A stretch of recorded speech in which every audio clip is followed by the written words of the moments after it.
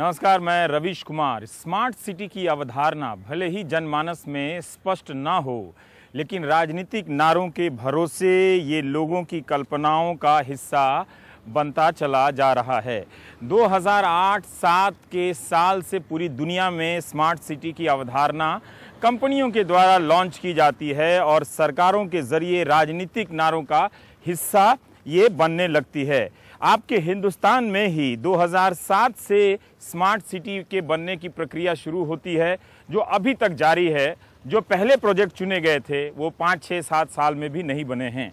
जो एक बड़े उदाहरण के रूप में गुजरात के गिफ्ट को लिया जाता है, वो 2007 से उसके बनने की प्रक्रिया शुरू हुई और करीब 80,000 करोड़ रुपए की ये योजना 2021-22 में जाकर पूरी होने वाली है।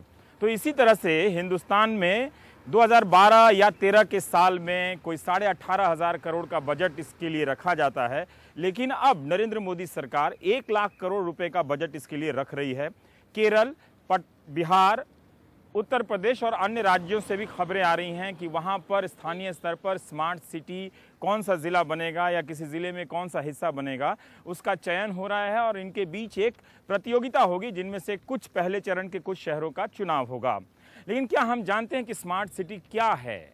इसमें हमारे अपने अधिकार क्या हैं? अगर मान लीजिए कि अभी कोई सरकार शहर बसाती है तो उसके तमाम संसाधनों पर हमारा एक अधिकार है। क्या ऐसा ही अधिकार का मतलब कि आप एक न्यूनतम टैक्स तो देते हैं, लेकिन बाकी सारी चीज़ों पर आपका हक होता है, जनता का हक होता है।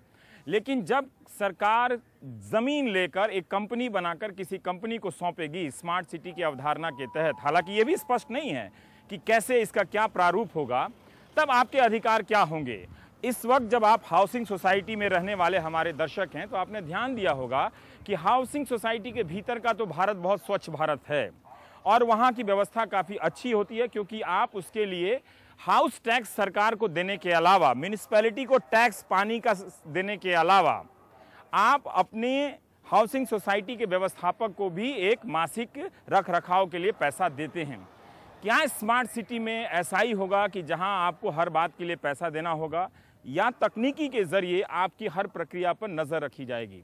हम दिल्ली के प्रगति मैदान में इसलिए आए हैं कि यहाँ स्मार्ट सिटी एक्सपो लगा है। इस पर ध्यान देना ज़रूरी है, जिससे पता चलेगा कि कौन इसके स्टेक होल्डर हैं, हिस्सेदार हैं, जो इसमें बढ़ चढ़कर हिस्सा ले रहे हैं, जो हमारी शहरी ज़िंदगी के समाधान का अलग अलग उसके तरीके पेश कर रहे हैं। क्या हम ये जानते हैं कि हमारे अपने जो मौजूदा शहर हैं उनको बेहतर करने के लिए जवाहरलाल नेहरू अर्बन मिशन के तहत हज़ारों करोड़ रुपए खर्च किए गए, लेकिन कई कारणों से, सिर्फ भ्रष्टाचार ही नहीं, कई कारणों से वो सफल नहीं हो सका। एक कारण ये भी था कि सरकार ने कभी पूरा पैसा दिया नहीं। लेकिन अभी जो कहा जा रहा है कि जो पुराने शहर हैं हम उनको बेहतर कर देंगे हर साल 100 करोड़ रुपए देकर, क्या ऐसा हो सकता है? क्या 100 करोड़ कितना मामूली हो जाता है? लेकिन आशंकावादी होने से ज़्यादा बेहतर है कि आप स्मार्ट सिटी की इस अवधारणा को समझिए कि जिसे आपकी शहरी ज़िंदगी के समाधान के रूप में पेश किया जा रहा है। तो आज हम स्मार्ट सिटी एक्सपो में आपके साथ बात करेंगे, इसके जो स्टेक होल्डर हैं, और हमारे साथ एक आलोचक भी होंगे, सिमप्रीत जी, और बाकी तो यहाँ पर समर्थक ही मिलेंगे। तो प्राइम टाइम में स्मार्ट सिटी।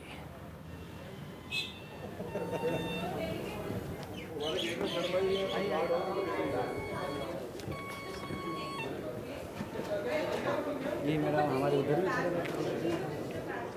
ये आप देख रहे हैं कि प्रगति मैदान में किस तरह से स्मार्ट सिटी के लिए अलग अलग स्टॉल लगे हैं। इस तरह के एक्सपो यहाँ होते रहते हैं, जो किसी सेक्टर से होते हैं तो उसके सामानों के साथ यहाँ पर लगा दिए जाते हैं। सिमप्रीत जी हमारे आलोचक हैं इस पूरे आइडिया को। इन सब समाधानों को देखते हुए जब मैं प्रभावित हो रहा हूँ, आपके मन में किस तरह के सवाल उठते हैं? देखिए, मैं जब देख रहा था, आपका इंतज़ार कर रहा था, तो हाँ। एक गालिब का एक शेर है, उसका हाँ। एक मुझे याद आया। हाँ, यहाँ भी गालिब काम आ गया। अच्छा। हाँ, कि होता है तमाशा रोज़ मेरे आगे।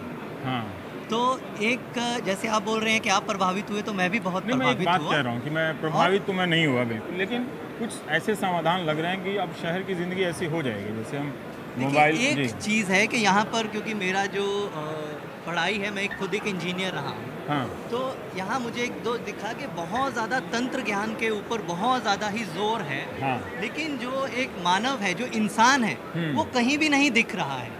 कि अगर हम पूरी शहर की एक परिकल्पना कर रहे हैं, तो ये शहर में किसी भी आप पैनल में चले जाइए, कहीं पर भी आपको इंसान नहीं दिख रहा है। हाँ। तो मैं ये सब में एक देख रहा था, कहीं तो एक चेहरा होगा, चाहे वो एक एडवर्टीजमेंट ही होगा, एक हंसता हुआ किसी बच्चे का चेहरा होगा या एक कोई परिवार होगा, हाँ। वो मुझे कहीं नहीं दिखा। आपका सवाल ये है कि तंत्र पे फोकस है, प्राणी पर फोकस कम है, लेकिन अगर है कोई ही नहीं। दलील दे रहा है कि हम प्राणी के लिए ही तंत्र पे फोकस करें, जैसे इस तरह की लाइट है, ये अगर किसी शहर में लगा दें तो ज़रूर शहर का संसाधन मतलब उसका प्रबंधन बेहतर तरीके से किया जा सकता है। शायद हमारी ज़िंदगी भी बेहतर हो सकती है कि नहीं हो सकती? बिल्कुल सही हो सकती है, लेकिन सिर्फ यह कि लाइट कहाँ पर लगेगी। दिल्ली में ही आप देख लीजिए कि अगर आप राजपथ पर चले जाइए तो सारी रात लाइट जलेगी। किसी एक बस्ती में आप चली जाइए तो वहाँ रात के 8 बजे में, संगम विहार में वहाँ 8 बजे भी नहीं जलती है। बच्चे आज भी दिया जलाकर ही है। ये हाँ, एक वो बात सही है। शहर की स्थिति है। तो ये जो सवाल है, ये सवाल का इसमें जवाब होगा क्या, मुझे नहीं लग रहा है। मान लीजिए कि जो हो रहा है अगर कहीं बन ही रहा है तो उसमें क्या समस्या है, उसमें क्या संभावना है? अभी देखिए, जहाँ पर जो थोड़ा बहुत एक उदाहरण है कि गुजरात में जो गिफ्ट सिटी करके है, तो वहाँ पर वही है कि ऊंची ऊंची टावर खड़े कर दिए, लेकिन लोग वहाँ पर नहीं हैं। तो वो जो है कि सिर्फ और के भी फाइनेंस, तो सिर्फ जो पूंजी है वो तो एक इंसानी ज़िंदगी को सिर्फ नहीं चला सकती है ना। आज भी हमने पैसा खाना तो शुरू नहीं किया है, खाएंगे तो हम अनाज ही बाद में। तो वो अनाज तो फिर अच्छा, जैसे सोंगदो है ना, दक्षिण कोरिया का है ना? हाँ जी। तो वो 2009 में बना और अभी तक वो 20% भी नहीं कामयाब हो सका है ना। चाइना में बहुत सारे स्मार्ट सिटी बनाए गए, लेकिन उन्हें अब घोस्ट भूतहा शहर कहा जाता है। तो गाँवों को जमींदोज करके आपने शहर तो खड़ा कर दिया, पर यह भी उदाहरण है। पर हमारे देश की जनता काफ़ी उत्साहित है, एक हिस्सा जिसको लगता है कि सचमुच एक ऐसा शहर बसेगा, इन सब टेक्नोलॉजी से उसकी ज़िंदगी, जैसे अभी दिल्ली में, बम्बई में जाम में परेशान होते हैं, उन सब का समाधान हो जाएगा सर। देखिए, जो भी हम क्या कर रहे हैं कि परेशानी कहीं कुछ और है और उसका सवाल कहीं, उसका जवाब कहीं और ढूंढ रहे हैं। ठीक है, आपको मैसेज आएगा ये सड़क नहीं पकड़िए, वो सड़क पकड़ लीजिए, लेकिन जैसे कि आप पहले खुद बोल रहे थे कि जब तक डॉक्टर नहीं होगा, ठीक है, आपने सबका रिकॉर्ड इकट्ठा कर लिया, लेकिन जब डॉक्टर नहीं होंगे दवा देने के लिए, तो उसका कैसे होगा? पटना को बेहतर करने की बात हो रही है, बनारस को क्योटो बनाने की बात हो रही है, बना नहीं है वैसे, अभी 1 साल गुजर गया, हो सकता है कि अगले 10 साल में बन जाए। उन शहरों में समाधान की तो ज़रूरत है, बिल्कुल है। अगर ट्रैफिक इतना जाम है, पानी का सप्लाई में इतनी समस्या है कि मैं एक नेता से मिला तो उन्होंने कहा कि वो ऐसी कुछ व्यवस्था कर रहे हैं कि जैसे जितनी गाड़ियां शहर में आए उनको चिप के ज़रिए पता कर लिया जाए, उनका वज़न कर लिया जाए, तो जिससे हम टैक्स कलेक्शन में सुधार कर सकते हैं। तो इस तरह का तो लोग कर ही रहा है ना इसको। तो अगर ये वाला पहलू बेहतर होता है स्मार्ट सिटी से, तो क्या समस्या है इसमें? वो बिल्कुल अच्छा होगा अगर वो होगा, लेकिन अगर हम सिर्फ समझें कि अगर सिर्फ उस पर ही ध्यान देंगे और बाकी चीज़ों को नहीं देंगे, बाकी चीज़ों पर ध्यान नहीं दिया जाएगा, बाकी के जो सवाल हैं उन सवालों को छोड़ दिया जाएगा, तो क्या है कि हम एक परेशानी को हल करने की बजाय 2 परेशानी और हम बढ़ा लेंगे। ये ब्लूटूथ लाइटिंग है, पूरे बिल्डिंग के हम लोग मतलब हर एक लाइट को पूरे ब्लूटूथ मैश बोलते हैं। ब्लूटूथ भी नई टेक्नोलॉजी है जो अभी स्टार्ट हो रहा है दुनिया में। सो ब्लूटूथ से पूरे, जैसे मोबाइल में, हमारे हिंदी के दर्शकों के लिए, मोबाइल में हम ब्लूटूथ का इस्तेमाल करते हैं, तो ये ब्लूटूथ टेक्नोलॉजी से चलने वाला पब्लिक लाइटिंग है। करेक्ट। और ब्लूटूथ से हम लोग इसको आप चारों तरफ शहर में लगा देते हैं। हाँ, फिर क्या करते हैं उसको बताइए।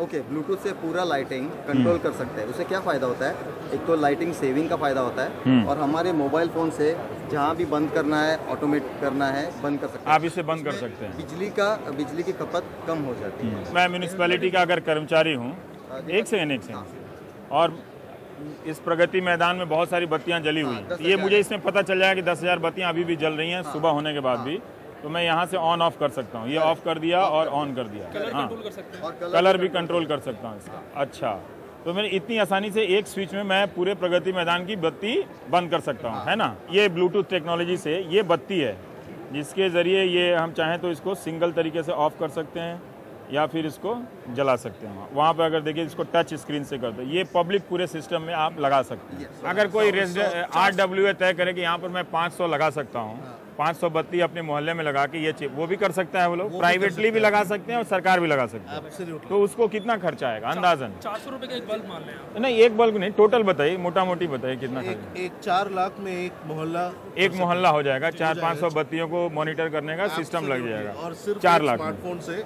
और एनर्जी सेविंग भी होता है, कंट्रोल भी होता है। कोई बल्ब खराब हो जाए तो वो भी मालूम हो जाएगा। आज के दिन में क्या होता है, जो ATM वाला हादसा हुआ था ना, वो औरत को ये किया था, तो आज के दिन में क्या होता है, जो कैमरा होता है वो रिकॉर्ड करता है और CCTV में रिकॉर्ड करता है। ये वाला यहाँ पे आइए। हाँ, आज के दिन में क्या होता है कि कैमरा रिकॉर्ड करते रहता है और हादसा होने के बाद पुलिस को पता चलता है, फिर वो कैमरा देखते क्या हुआ था। हाँ, यहाँ पे बट लगा हुआ। यहाँ पे क्या होता है, हादसा होने के वक्त पता चलता है कि क्या कहाँ हो रहा है और क्या हो रहा है। जैसे भी मास डिटेक्शन क्या हो रहा है, जैसे मान लीजिए कहाँ हो रहा है, आपने CCTV लगाया तो हो रहा है, इसमें क्या हो रहा है, क्या कर लेंगे जान के तुरंत? उस वक्त अपने आप अलर्ट भेजता है पुलिस कंट्रोल रूम और पुलिस व्हीकल्स जो होते हैं, और रियल टाइम पे वो इन्फॉर्मेशन भेजता है या अलर्ट भेजता है। तो जो जहाँ हादसा हो रहा है हर जगह चप्पे चप्पे पे CCTV आप लगा देंगे। ये आदमी अगर ऐसे टहल रहा है तो ये इसका अलर्ट नहीं भेजेगा, है ना? अभी 2 आदमी आए, मतलब कुछ ऑड हो रहा है, अजीब सा हो रहा है, तब वो अलर्ट भेजेगा। इसमें आपने फीड किया हुआ है कि इस तरह की चीजों में ये सॉफ्टवेयर है कि जैसे अगर ये बंदूक निकाल लेता है तो वो पुलिस के पास चला जाए। ये जो चप्पल है ये टूटने पर अपने आप बन जाएगा आपके स्मार्ट सिटी में? नहीं, मुझे लगा कि नहीं, इसमें बेसिकली ये रेडियो सोल्यूशन है। ये स्मार्ट कार्ड, जैसे दिल्ली मेट्रो में जो टिकटिंग बनता है, मीटरिंग है, पॉइंट ऑफ सेल, अभी मोबाइल पे आप रेस्टोरेंट जाते हो, मोबाइल पेमेंट होता है, मोबाइल पेमेंट, या अब मैं कार्ड दिखाऊं और मैं कार्ड टैप करूं सिर्फ मेरा, इवन इंसर्ट नहीं, NFC बोलते हैं उसको, वो भी नई टेक्नोलॉजी है, दुनिया में भी नहीं है, उससे ये सब ऑटोमेटेड हो जाता है। तो जितिन भूटानी जी, देखिए कि हमारे शहरों की ज़िंदगी कैसे बदलने वाली है। Thank you.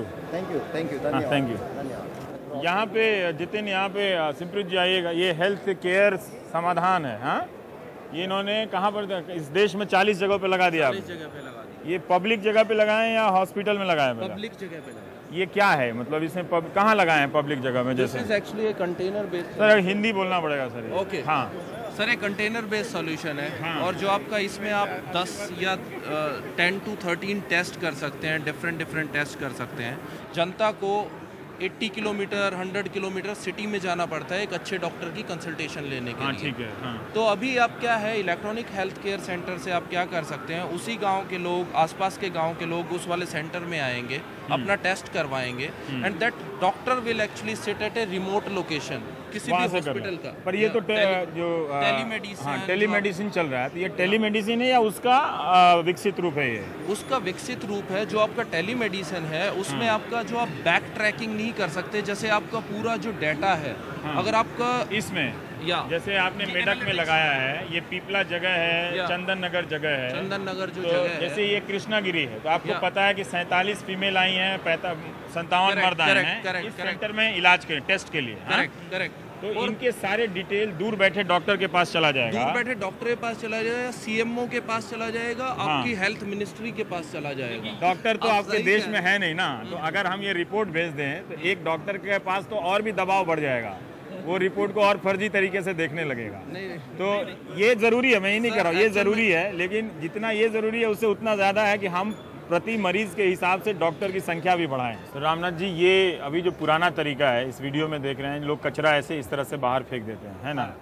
तो जो आप जो समाधान पेश कर रहे हैं वो एक दूसरे तरीके से कि ये पाइप में लोगों ने फेंका और ये किस रफ्तार से जा रहा है अपने डेस्टिनेशन पे? ये जो हमारा गार्बेज है, हम 70 किलोमीटर पर आवर के स्पीड से गार्बेज खींचते हैं। ये और ये लोग यहाँ डाल दिया और ये पाइप के थ्रू चला गया जहाँ पे इसकी छटाई होनी है। Organic, non organic, recycle. अच्छा। और ये जब चालू होंगे, जब यहाँ एक लेवल सेंसर है, जैसे लेवल सेंसर तक पहुँच गया, वो एक सिग्नल देता है अपना कलेक्शन स्टेशन को, जो कम से कम 3 किलोमीटर दूरी तक रह सकता है। और जैसे गार्बेज जाएगा, ये 70 किलोमीटर के स्पीड से वहाँ जाके अभी जो कचरा हमारे शहर में आदमी ढोता है वो आदमी नहीं ढोता हुआ नजर आएगा, ये पाइप के जरिए, ये पाइप के जरिए सारा कचरा चला गया ये। अब ये एक ड्रम कंटेनर में भर गया, अब ये कंटेनर उठा के ट्रक पे लाद देंगे। और यहाँ ये जो भी ट्रीटमेंट आप चाहते हैं, जैसे सेग्रीगेशन हुआ, बायोगैस हुआ, या आपको वेस्ट टू एनर्जी करने का है, वो यहाँ तक पहुँच के वहाँ से प्रोसेस हो जाएगा। ये क्या है सर, स्मार्ट सिटी में सेल्फी भी है क्या? आपको पता है ना कि सेल्फी आजकल लोग हाथी वगैरह के साथ भी सेल्फी खिंचा रहे हैं, आप भी। ये भी एक स्मार्ट नागरिक की हरकतें हैं। Thank you madam. अच्छा सिमप्रीत जी, अच्छा मैं अभी काम कर लूँगा। सिमप्रीत जी, मैं पहला सवाल आपसे जानना चाहता हूँ, जितिन हमारे हैं, एक जितिन आप ये देख सकते हैं, ये ट्रैफिक सोल्यूशन है इस तरह का। इस तरह के सोल्यूशन अब शहरों में लगे हुए हैं, बहुत जगह लगे हुए हैं, ठीक है। इसके अपने फ़ायदे भी हैं, ये सब आने से शहर की ज़िंदगी अच्छी भी होती है। पर आप हमारे साथ इस कार्यक्रम में इस पूरे अवधारणा के आलोचक के रूप में प्रस्तुत है। ये मैं अपने दर्शकों को बता दूं तो हम तो स्मार्ट सिटी को बहुत आलोचनात्मक रवैये से देख रहे थे।